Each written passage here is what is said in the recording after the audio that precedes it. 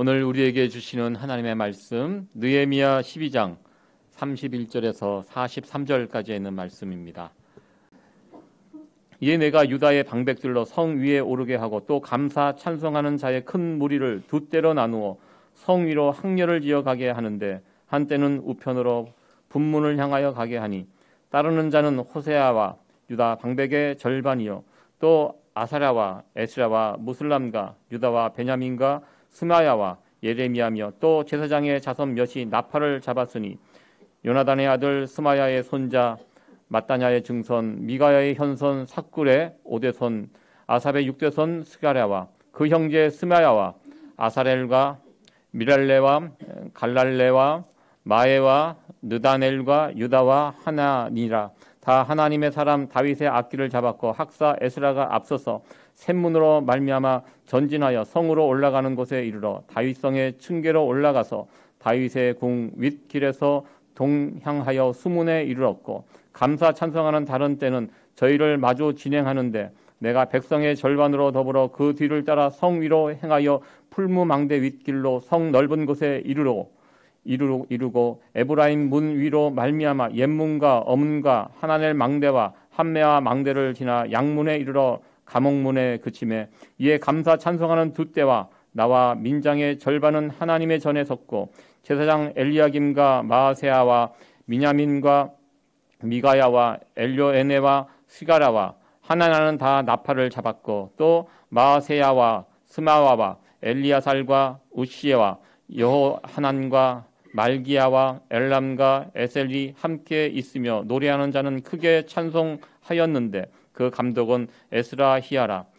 이 날에 무리가 크게 제사를 드리고 심히 즐거워하였으니 이는 하나님이 크게 즐거워하게 하셨음이라. 부녀와 어린아이도 즐거워하였으므로 예루살렘에 즐거워하는 소리가 멀리 들렸느니라. 아멘. 오늘 느헤미야 12장에 있는 말씀 기쁨이 충만한 예배라는 제목으로 하나님 말씀 전하도록 하겠습니다. 2주 전이죠. 느헤미야 11장 그 이야기 아마 여러분들 기억하실 분들 한번 더듬어서 여러분들 기억을 더듬어 생각해 보시기 바랍니다. 성벽 건축 후에 이제 예루살렘 성 안에서 살게 될 사람들, 사실 사람들이 그렇게 많지 않았습니다. 예루살렘은 도시입니다. 수도입니다. 사실 수도면 많은 사람이 살 것 같은데 그 당시 예루살렘에는 그렇게 사람이 많지 않았습니다. 그 이유는 예루살렘이 이스라엘에서 가장 위험한 도시였기 때문입니다. 치안이 불안하고 그런 것이 아니라 여전히 정세가 불안하고 주변의 적들이 호시탐탐 노리고 있고 언제 공격을 받게 될지 그런 상황이었습니다. 그렇기 때문에 이스라엘 백성들도 예루살렘 성 안에 살아가는 것을 꺼려했습니다. 왜? 봤기 때문에. 나라가 망할 때 예루살렘 성 안에 살고 있는 사람들이 다 끌려갔거든요. 포로로. 그래서 가능하면 예루살렘에서 좀 떨어져서 살고 싶어 했고요. 그래서 그 당시 예루살렘 성 안에 인구가 그렇게 많지 않았습니다. 성벽은 올리고 모든 것을 다 갖추어 가는데 사람이 없으니까 이게 문제입니다. 그 안에는 성전도 있고요. 나라의 시스템을 제대로 움직이기 위해서는 필요한 사람이 있어야 되는데 사람이 부족했습니다. 그래서 느헤미야, 총독 느헤미야는 어떻게 하면 이 문제를 풀 수 있을까 해서 세 부류의 사람들을 뽑아서 살게 합니다. 첫 번째는 지도자들, 너희들 리더들, 책임감을 가지고 너희들이 먼저 살아라. 너희들 집은 밖에 있고 일할 때만 예루살렘 성에 와서 일하고 이건 안 된다. 거주지를 예루살렘 성 안에 옮겨서 살도록 먼저 지도자들 그 사람들을 살게 했고요. 그리고 그 백성들 가운데 자원하는 사람들이 있습니다. 우리가 이 나라가 이렇게 위태롭고 아직 힘이 없는데 우리라도 들어가서 살자 이렇게 자원하는 무리들이 있었습니다. 지도자들과 자원하는 무리들 이 둘 갖고도 안 됐기 때문에 마지막에는 제비를 뽑습니다. 누가 이 예루살렘 성 안에 살 수 있을까 해서 제비를 백성들을 통해서 뽑습니다. 그래서 뽑힌 사람들이 예루살렘 성 안에 살게 됐고요. 그래서 2주 전에 그 제목이 억지 순정이었습니다. 억지로 순종하며 그 성 안에서 살지만 그래도 그렇게 억지라도 말씀에 순종하고 룰에 따라가서 그 안에 들어가는 사는 백성들 귀하다. 그들의 헌신도 귀하다. 제가 그렇게 지난 시간에 말씀을 드렸습니다. 그래서 그 성 안에 살아가는 사람들의 명단이 11장에 쭉 나열이 되어 있습니다. 오늘도 제가 12장을 읽을 때 참 힘들었는데요. 이 이름들, 익히 알고 있는 이름들이 아니죠. 처음 여기에만 등장하는 이름들 쭉 나와 있습니다. 12장에도, 오늘 12장에도 그 명단들이 또 나와 있습니다. 여기에 나와 있는 명단들이 누구냐면 오늘 12장은 성벽을 짓고 이제 완성을 하고 성벽 봉헌식을 합니다. 예를 들어 성전을 지면 성전 봉헌식을 하듯이 성벽을 올리고 이스라엘 백성들을 모아놓고 성벽 봉헌식, 어떻게 보면 굉장히 기쁨의 자리고 축제의 자리입니다. 이 성벽 봉헌식을 하는데요.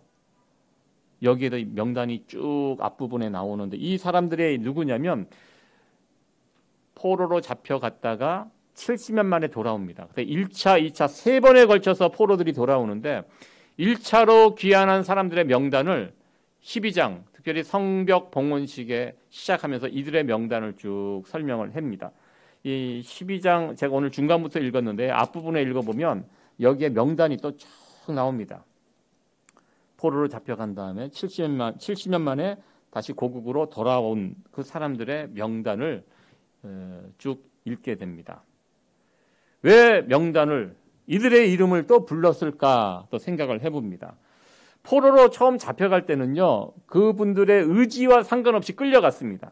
그러나 다시 바벨론에서 70년 살고 돌아올 때는요, 왕이 어떻게 명령을 했냐면 돌아가고 싶은 사람들은 돌아가라 했습니다. 반드시 돌아가라가 아닙니다.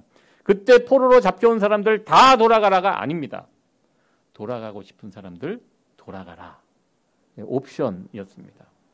그때 돌아온 사람도 있었고요. 돌아오지 않은 사람도 있었습니다. 왜 돌아오지 않았을까요? 바벨론에서 살아가는 것이 훨씬 좋았기 때문입니다. 왜냐하면 그때 당시 바벨론은요, 세상에서 가장 좋은 나라입니다.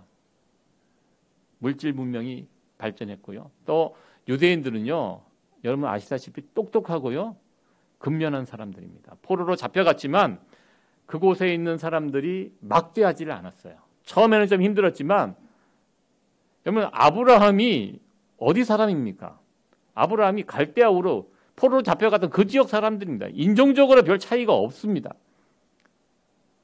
좀 시간이 지나니까요, 그곳에서 또 직장도 잡고 또 공무원으로 취직도 하고 차별 없이 땅도 사고 집도 사고 거기서 결혼하고 자식 놓고 정착해서 삽니다. 살아보니까 좋은 나라입니다. 힘이 있기 때문에 누구에게 침략받을 염려도 없고요. 행복하게 잘 살 수 있었습니다. 그런데 70년 만에 왕이 조서를 내려서 포로로 잡혀왔던 사람들 가운데 원하는 사람들, 돌아가고 싶으면 돌아가라 이렇게 했습니다. 왕이 명령을 내렸지만 상당수 많은 사람들은 그냥 그곳에서 남아 살았습니다. 왜 굳이 지금 우리 잘 살고 있는데 여기서 편하게 살고 있는데 왜 돌아가? 살았습니다. 그러나 그 가운데 돌아온 사람들이 있었습니다. 이 돌아올 때 이 사람들 뭐 돌아가면 뭐 좋은 거 있고 우리를 기다리고 환영해주고 이런 거 기대하고 온 것 아닙니다. 70년이라는 시간이 지났습니다. 여러분들 1년만 지나도요, 1년만 안 보여도 싹 잊어버려요. 여러분 그렇지 않습니까? 몇 개월만 지나도 잊어버립니다. 70년이라는 시간이 지났습니다. 옛날에 살던 그 집 없어졌지요. 옛날에 내 땅 누군가 살고 있습니다. 내 소유 주장하지도 못합니다. 그런데요, 이때 고향으로 고국으로 돌아온 사람들이 있었습니다. 상당한 위험과 손해, 모험이 따르는 일이었지만 그래서 많은 사람들이 바벨론에 그냥 남아서 사는 것을 선택했지만 그러나 상당수의 사람들은 다시 고향 땅으로 고국으로 돌아오는 것을 선택했습니다. 그리고 그들이 다시 고향에 돌아왔을 때 그들을 반겨주는 이 없었습니다. 황무지와 같은 그곳에서 다시 맨 땅에서 시작을 했습니다. 자신들이 살고 있던 그곳, 이미 다른 사람들이 살고 있습니다. 집도 새로 알아봐야 되고요. 농사도 지어야 되는데 이게 뭐 어떻게 할 수 있겠습니까? 막막합니다. 하루하루 먹고 사는 것, 이것이 정말 힘든 냉혹한 현실이 그들을 기다리고 있었습니다. 그럼에도 불구하고 그들은 돌아와서 고국에 정착을 했습니다. 그러한 어려운 상황을 그들은 버티어냈고요. 이제 70년이 지나고 또 70년이 지나서 100년이 지나간 다음에 총독 느헤미야가 그곳에 와서 느헤미야의 지도 아래 성벽이 세워지게 되었습니다.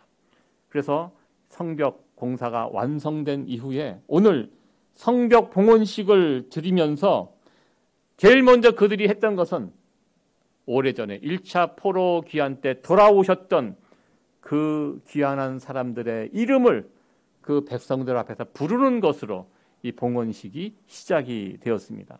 이것은 무엇입니까? 우리 부모님 세대, 할아버지 세대, 우리 윗세대에 대한 존경과 사랑의 마음을 담고 그들에게 감사를 표하는 이런 모습이었습니다. 이름을 부른다는 것은 그들을 기억한다는 의미입니다. 1차 포로 때 돌아오신 분들은요, 정말 고생하신 분들입니다. 무너진 조국 이스라엘의 회복을 위해서, 재건을 위해서 정말로 고생했던 분들, 그들의 헌신과 그들의 수고, 그들의 신앙, 이것을 뒷사람들이 기억하라는 것입니다. 우리의 아버지들, 우리의 할아버지들, 이분들의 헌신이 있었구나. 그러면서 이분들의 이름을 이곳에 적어 놓았습니다. 몇 년 전 우리가 살고 있는 이 뉴욕 출신의 이민진 작가라는 분, 아마 파친코라는 소설, 드라마도 보셨고 아마 소설책도 아마 여러분들 읽어보셨을 것입니다. 제가 언젠가 이 말씀을 드린 것 같은데요. 저희들도 이 소설책을 사서 한글로 된 거 번역본을 사고 또 우리 자녀들에게는 영문으로 된 걸 사서 선물로 전해주었던 그런 기억이 있습니다. 이민진 작가가 이 파친코라는 소설을 쓰고 또 어떤 큰 상을 받았습니다. 그러면서 어떤 신문 기자와 인터뷰하는 그런 내용을 들어본 적이 있습니다. 이 파친코라는 소설을 쓰게 된 이유가 무엇입니까? 그렇게 물었을 때 이 이민진 작가가 그런 이야기를 했습니다. 아버지 세대, 그 이민 1세대들의 정말 고생 많이 하셨거든요. 그분들을 위해서 이 책을 썼다. 이민 1세들이 이민 와서 가정을 위해서, 자녀들을 위해서 헌신하고 수고하고, 그래서 가정이 세워지고 자녀들이 교육을 잘 받고 그리고 반듯하게 잘 자라나서 또 이 땅에 또 이민 1.5세, 2세들이 주류사회에 들어가서 나름대로 역할을 하는 이 모든 것들이 우리 이민 1세들의 수고와 헌신이 있었기 때문에 이것이 가능하다. 특별히 이민진 교수가 어렸을 때 미국으로 이민 왔습니다. 우리가 살아가는 이런 바운더리에서 같이 살았습니다. 아버지가 이민 와서 얼마나 고생했던 것을 딸의 입장으로서 직접 보았습니다. 가게를 하나 구해서 정말 성실하게 하루도 빠짐없이 아파도 가게에 나가서 몇 달러 벌기 위해서 그 최선을 다하시면서 살아갔던, 그래서 그 돈 벌어서 가정생활을 하고 또 자녀들도 우리 한국 부모들 특징이 있잖아요. 착하고 성실하고 근면하고 또 자녀 교육에 목숨을 거는, 자녀들 교육하고, 그래서 이 이민진 작가가 좋은 교육을 받고 좋은 대학에 지금 교수가 되었고요.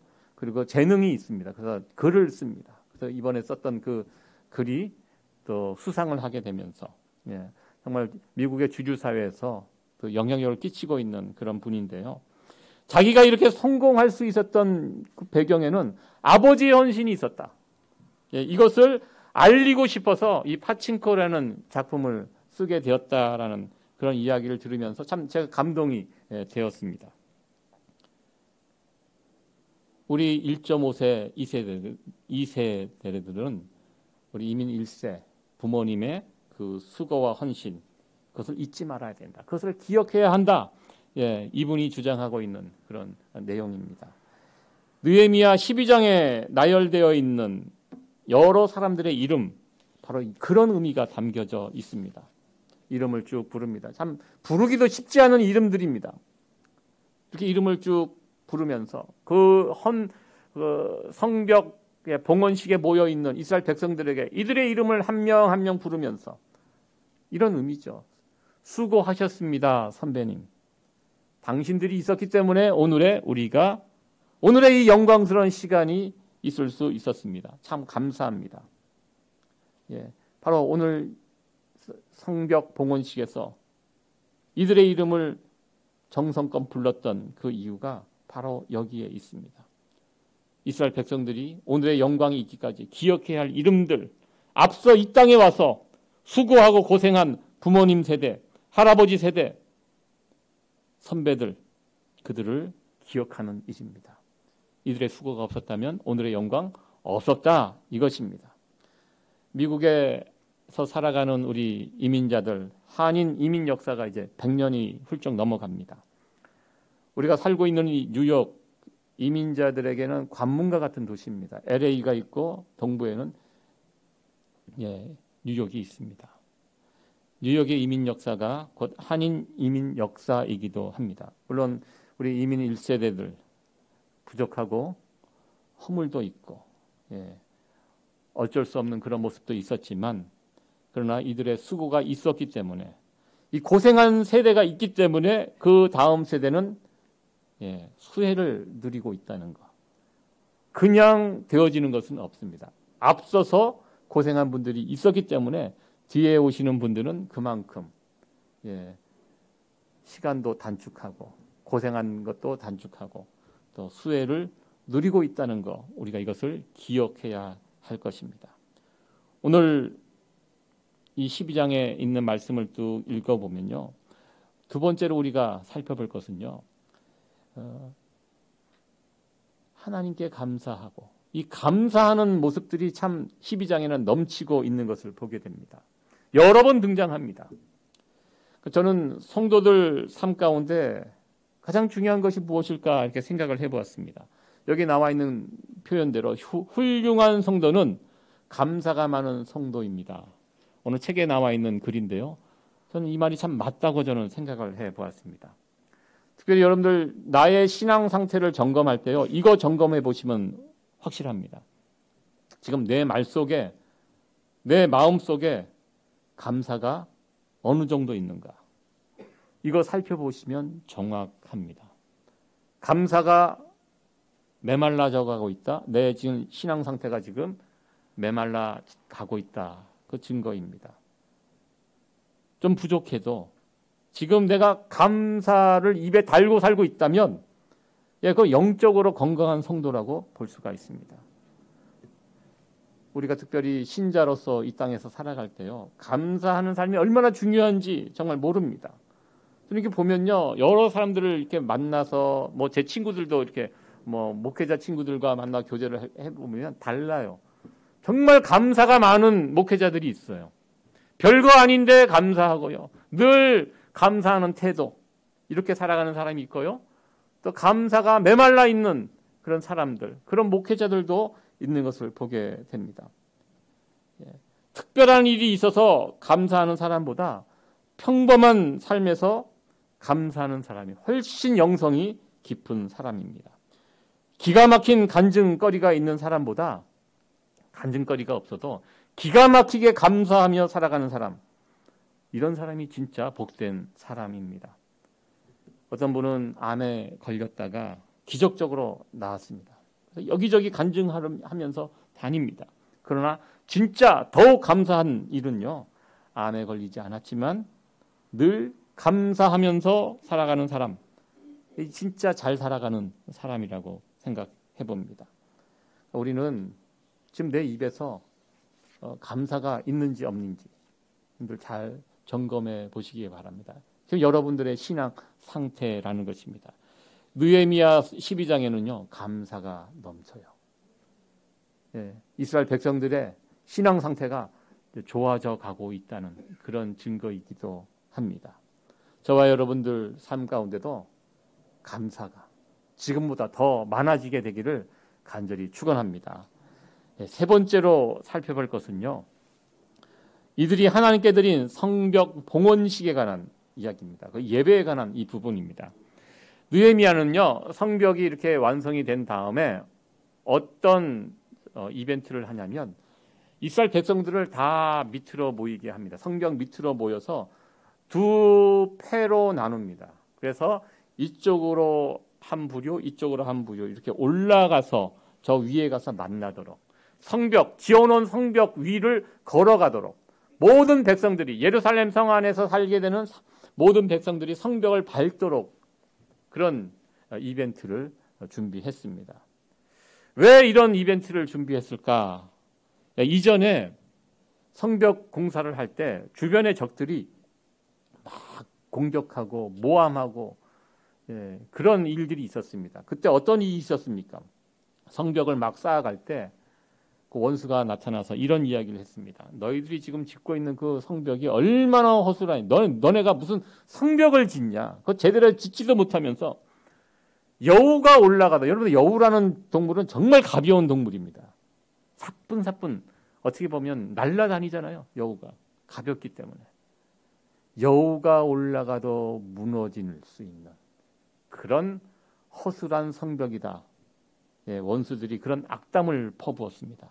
아마 그때 느헤미야가 그 말을 듣고 마음에 담아두고 있었던 것 같은 것, 아팠던 것 같아요.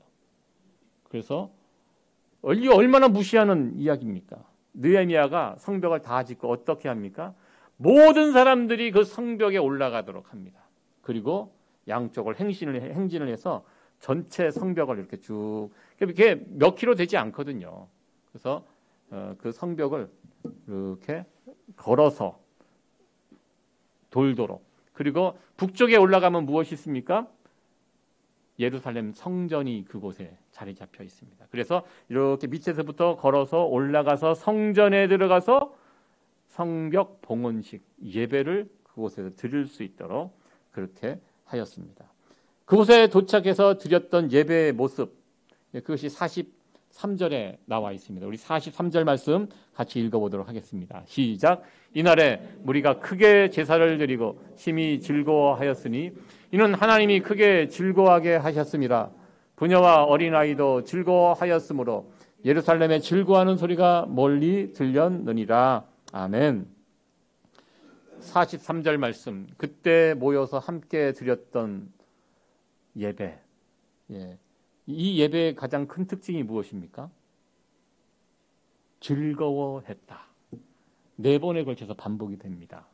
그 즐거움이 점점 커지고 깊어지는 것을 볼 수가 있죠.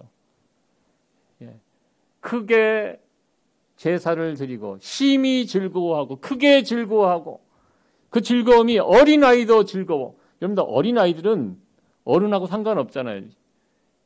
예배에 어린아이들이 참여해서 즐거워한다는 것은 이거 보통 즐거움이 아닙니다. 어린아이들까지도 즐거워하고 그 즐거워하는 소리가 멀리서 또 들릴 수 있을 정도. 그러니까 얼마나 그 예배에 즐거움이 가득했기 때문에, 기쁨이 가득한 이 예배, 그런 모습을 우리 하나님께서 보시면서 얼마나 또 기뻐하셨을까, 또 이렇게 생각을 해봅니다. 성전에서 예배드리는 이 이스라엘 백성들의 모습을 보면서 그들의 예배가 지금 회복이 되어가고 있다는 이 모습을 볼 수가 있습니다. 그동안 느헤미야를 중심으로 성벽 재건했던 이유들이 있습니다. 왜 성벽을 쌓았습니까? 실질적인 이유는 예루살렘 성의 안전을 위해서 성벽을 쌓았습니다. 성벽 없이 무방비로 노출되면 적들이 그냥 아무 때나 들어올 수 있기 때문에 제일 목적이 무엇입니까? 성벽을 쌓으면서 이 예루살렘 성 안에 사는 사람들의 안전을 도모하기 위해서 성벽을 쌓았습니다. 적들의 위협으로부터 지키기 위해서 성벽을 쌓았는데요. 오늘 12장 어떻게 보면 결론입니다. 이 부분을 보면 진짜 중요한 목적이 무엇입니까? 이스라엘 공동체의 예배의 회복을 위해서 성벽을 쌓은 것이다. 이것이 결론의 말씀입니다. 오늘 이 12장의 결론의 부분에서 참 우리에게 적용해야 할 부분이 참 많다고 저는 생각을 해 보았습니다. 단지 성벽은요, 그들의 삶의 안정을 유지하기 위해서 성벽을 쌓은 것이 아니었습니다. 물론 그러한 목적도 있지만 진짜 중요한 진짜 목적, 진짜 이유는 주변 이 생활의 안정을 통해서 결국 어디로 갑니까? 그들의 초점이 하나님을 예배하는 예배로. 예배가 진짜 목적이었다는 것입니다. 여러분들, 우리가 삶이 왜 안정돼야 됩니까?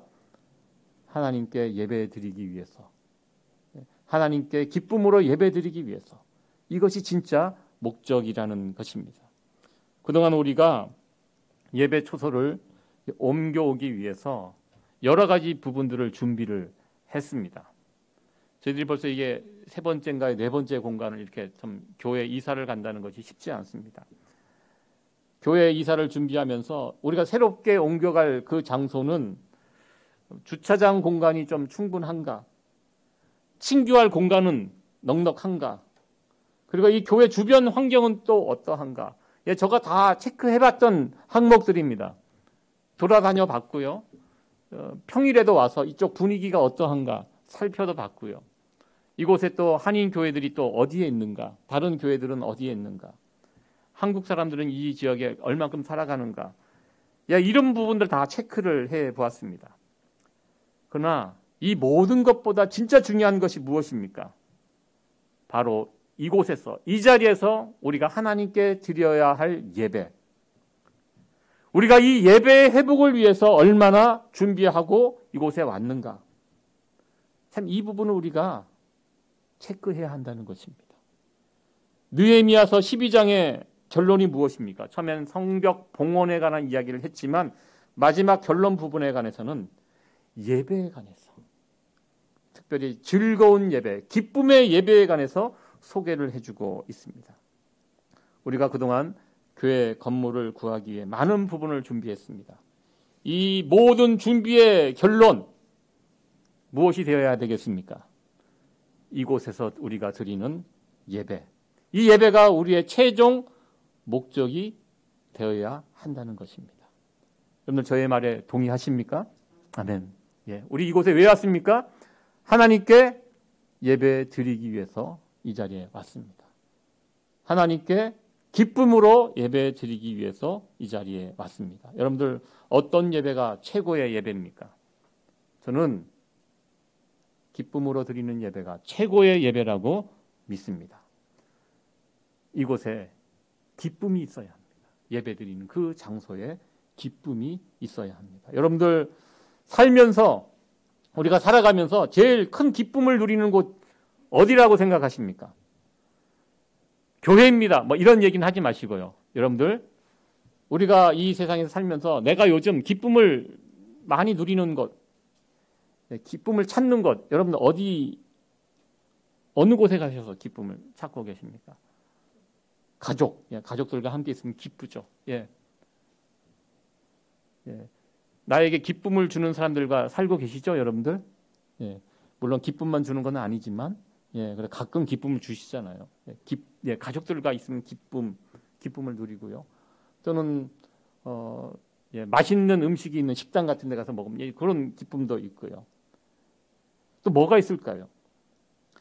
성경이 말하는 이 땅에서 가장 기쁨이 있는 자리, 성경은 기쁨의 자리를 어디로 설명하냐면 혼인잔치 자리라고 설명합니다. 혼인잔치. 우리 인생에서 가장 기쁨이 넘치는 자리는 혼인잔치, 결혼식 그 자리입니다. 여러분 동의하시죠? 예. 생각해보면 여러분들 결혼하실 때 그때만 생각하세요. 그 이유는 생각하지 마시고. 결혼하는 그 순간 기쁘셨죠? 저도 지난주에 혼인잔치 참석하러 내려간 것입니다. 왜? 그 굉장히 중요한 행사이기 때문에. 그래서 제 딸처럼 아꼈던 그 자녀가 결혼을 했기 때문에 멀지만 다른 사람 간다면 제가 안 가요. 그 멀리까지 제가 왜 가겠습니까? 아주 중요한 사람이 결혼하기 때문에 그곳에 내려가서 혼인잔치에 참여했습니다. 여기 보면 참 기뻐해요. 신랑과 신부가 너무 기뻐해요. 결혼식에. 그리고 신랑과 신부를 낳아준 부모님이 참 기뻐해요. 그러니까 제가 참 친하게 지내는 목사님인데 최근에 그렇게 기뻐하는 모습을 정말 처음 봤어요. 너무너무 기뻐해요. 그리고 기뻐해서 신랑 신부를 위해서 아버지가 직접 축가를 불러줬어요. 보통 기뻐하지 않으면 그렇게 하기 힘들거든요. 그 앞에서 축가를 불러주고 그리고 그 축가를 불러주는 모습들을 하객들이 같이 지켜보면서 또 기뻐하고 그러니까 결혼식이 참 기쁨의 자리더라고요. 성경도 그렇게 말합니다. 이 땅에서 우리가 누릴 가장 기쁨의 자리는 혼인잔치 그 자리라는 거. 여러분들 예수님께서 이 땅에 오셔서 제일 먼저 기적을 일으킨 장소가 어딘지 아십니까? 가나 혼인잔치입니다. 그곳에서 어떤 일을 하셨습니까? 물로 포도주를 만들어 주셨습니다. 혼인잔치에 중요한 것이 포도주입니다. 이게 유대인 문화가 그런가 봐요. 포도주가 떨어졌어요. 그래서 기쁨이 사그라들었어요. 그럴 때 예수님께서 기쁨이 사그라든 이 혼인잔치에 예수님께서 물로 포도주를 만들어 주심으로 그 결혼식이 다시 살아나서 다시 기쁨이 회복되는 여러분들 여기에는 깊은 영적인 의미가 담겨져 있습니다. 예수님께서는요 기적을 일으키시는 그 사건들 하나하나가 그냥 허투루 지나가다가 아픈 사람 만나면 그냥 고쳐주고 그냥 아무 계획 없이 그런 기적을 일으키신 것이 결코 아닙니다. 가나 혼인잔치에 이 물로 포도주를 만든 이 기적의 사건은요 예수님의 첫 번째 이적의 사건이고 이 사건을 통해서 예수님이 어떤 분인지 이 기적을 통해서 보여준 것이 무엇입니까? 예수님이 어떤 분인지 이 땅에서 무슨 사역을 하시는지 가나 혼인잔치에 물로 포도주를 만드는 이 사건을 통해서 우리 예수님께서는 보여주셨습니다. 결혼식, 이 기쁨의 자리, 이 보통 결혼식 오늘날로 말하면 이 예배의 자리라고 구약 율법 시대 율법을 붙들고 살아가는 유대인들 그들의 모습이 어떤 모습입니까?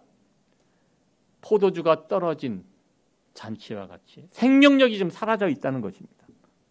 메가리가 없고 잔치는 열렸는데 진정한 기쁨을 누리지 못하는 그래서 예수님께서 그곳에 오셔서 물로 포도주를 만들어 주심으로써 다시 생명력이 살아갑니다.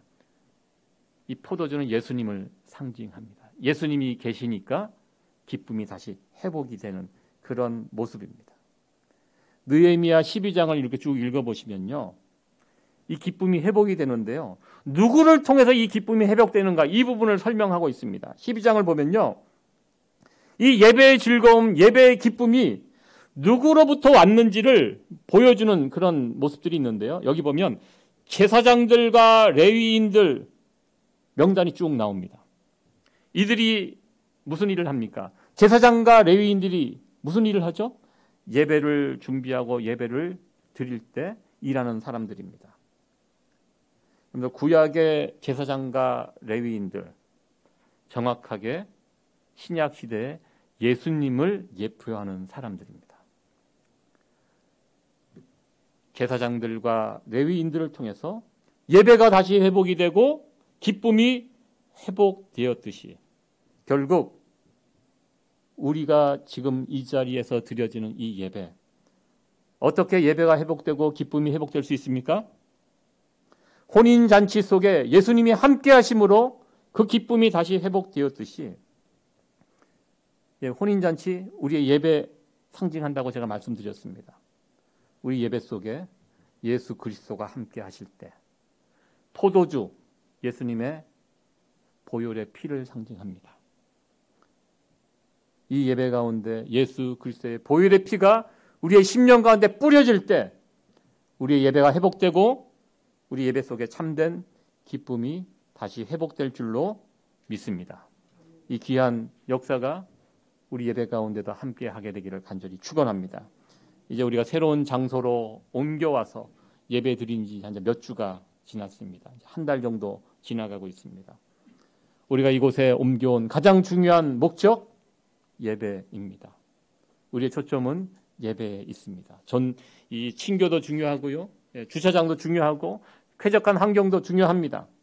그러나 이 모든 것들은 우리가 이곳에서 드리는 예배를 위한 보조 수단에 불과한 것들입니다. 여러분들, 이곳에서 드려지는 이 예배, 여러분들 더 많은 관심과 수고와 헌신을 바칠 수 있는 우리 성도 여러분들 되어지기를 간절히 축원합니다. 그래서 우리 예배 가운데 기쁨이 더해지기를 축원합니다. 예배의 기쁨은 예수 그리스도를 통해서만 얻을 수 있습니다. 예수님이 함께 하시는 예배, 예수님의 보혈의 피가 우리의 심령 위에 뿌려질 때 우리의 문제가 해결되고 치유되고 회복되고 온전케 되고 마침내 우리 가운데 참된 기쁨이 나타나게 될 것입니다. 이곳에서 참된 예배를 드리고 참된 기쁨을 회복할 수 있는 그런 자리, 그런 장소, 우리 믿음의 공동체가 되어지기를 간절히 축원합니다.